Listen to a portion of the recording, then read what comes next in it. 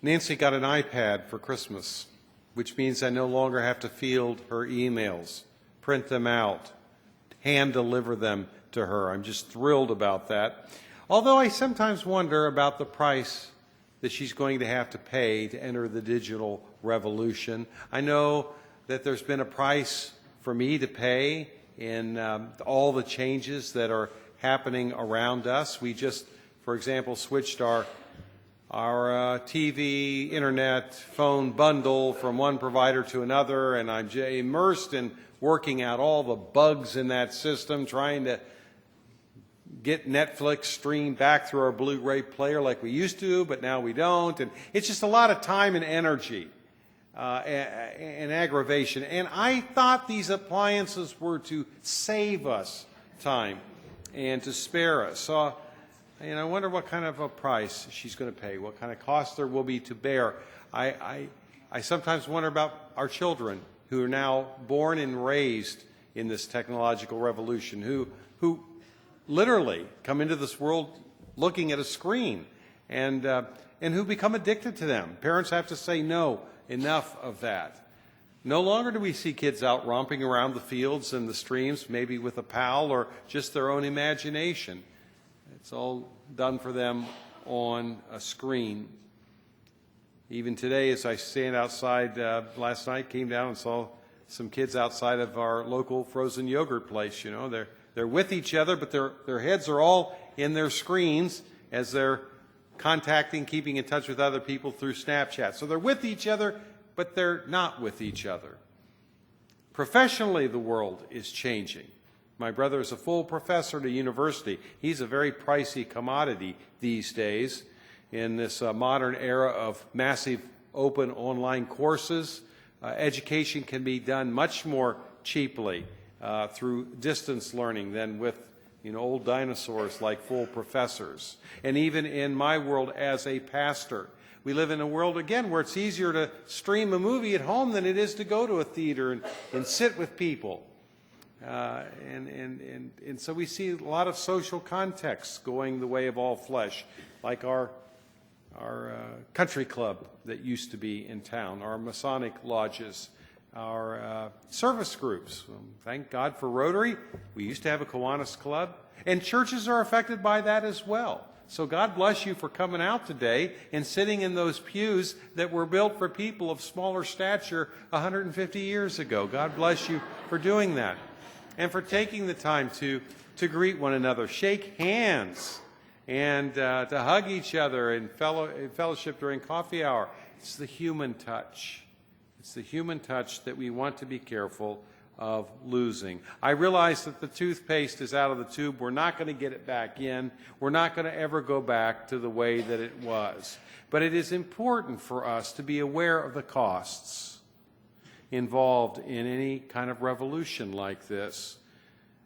That maybe we can, if we don't have our heads in the sands, we can take evasive actions. We can protect ourselves from the prices to be paid. Maybe develop with that technology abilities to keep people from texting while they're driving, for example. Or maybe develop driverless cars where you can text while you're riding and somebody's driving. I think it's instructive for us to remember that our species has been around for over 200,000 years. We were conditioned by and for social interaction. That need does not go away in a few years of technological change. We still need the human touch to be healthy and whole in this world. And so it's good for us to be here today. In our text today, we read people were bringing little children to Jesus to have him touch them. What's this about? Well, in the Bible, as we saw in our Old Testament lesson, where Jacob, also known as Israel, is conferring his blessing upon his grandsons by placing his hands upon their heads. So in both the Old Testament and the New Testament, touching someone was a way of conferring a blessing. And even in our own day and age, as we saw, as our Stephen ministers were commissioned this morning, all previously trained Stephen ministers and elders among us came up and laid hands upon them. It is the way that we confer authority and that we confer God's blessing upon his people. But in our text, it continues, the disciples rebuke them. As the people are bringing their little children to Jesus to have him touch them, to confer a blessing, the disciples rebuked him. Now, Jesus is just starting his ministry. He's making a big splash. He's kind of a phenom in his world. And he has handlers, like any phenom does. His disciples are his handlers. And they're seeing all these people come with their kids and hold them up. And they're doing like any political handler would do. They're saying, the master's very busy. He's about ready to give a big speech, very important. And please, we have child care in the back. And all the families with kids, please, take them to the back.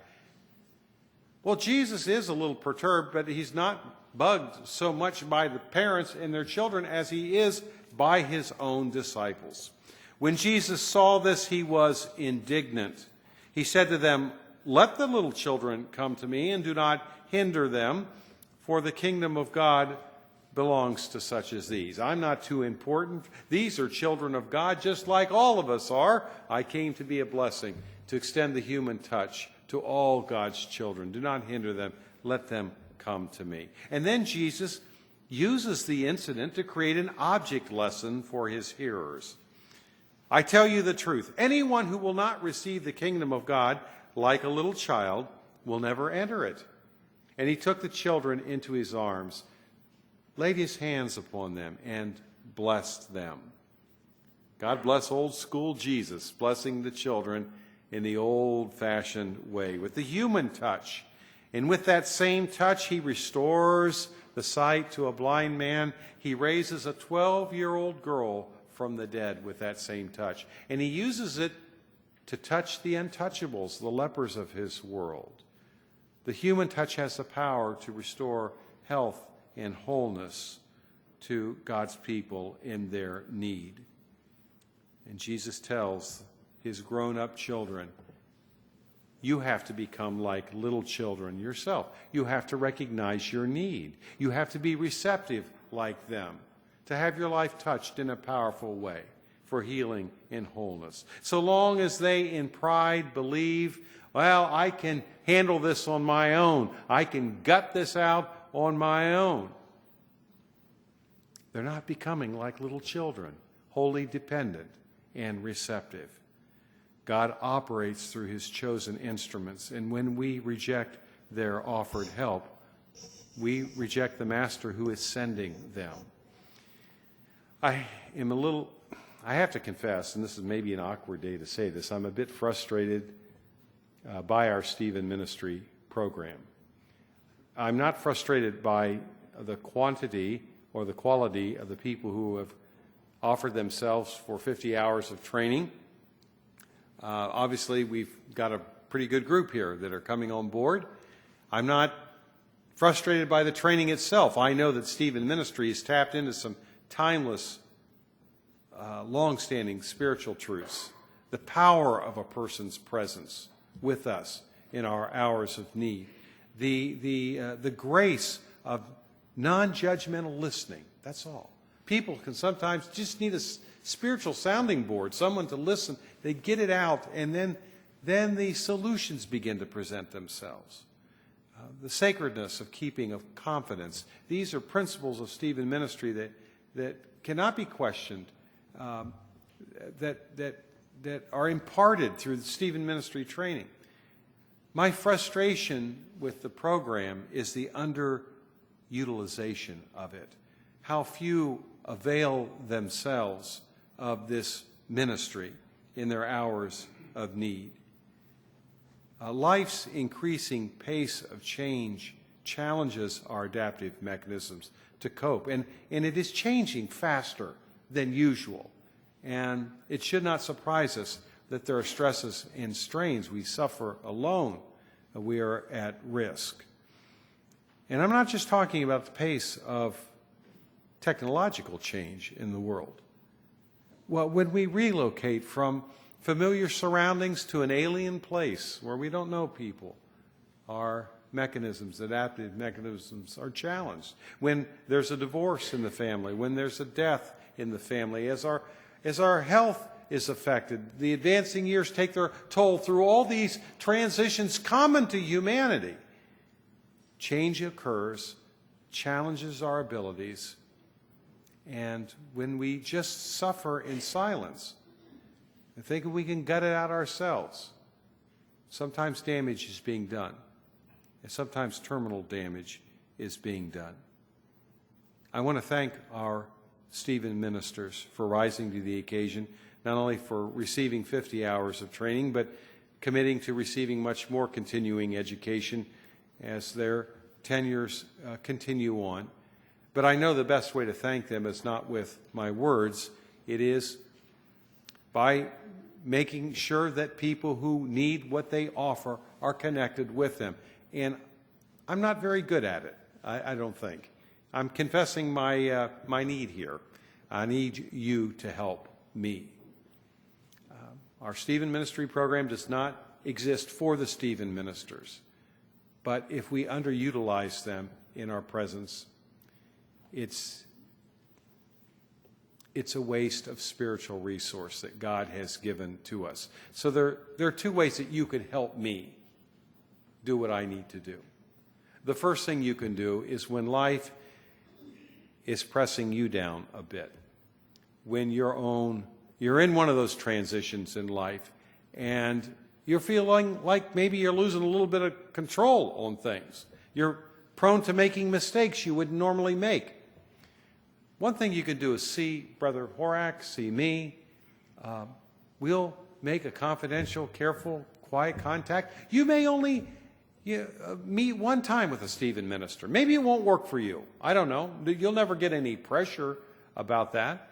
I think more often than not, you'll be glad that you had a sounding board for a time. Maybe you'll meet 2 or 3 or more times over a period as you have need. That's one thing you can do to help me do my role better. The second thing is if you know of someone in the family of faith or among your loved ones who has a special need at a particular moment, to come and see one of us. And we promise a careful, confidential, quiet contact to see if our Stephen ministers may be of use. I know that if every caregiver we have was connected with a care receiver, there would still be needs going unmet, which makes the underutilization of this wonderful spiritual ministry all the more glaring.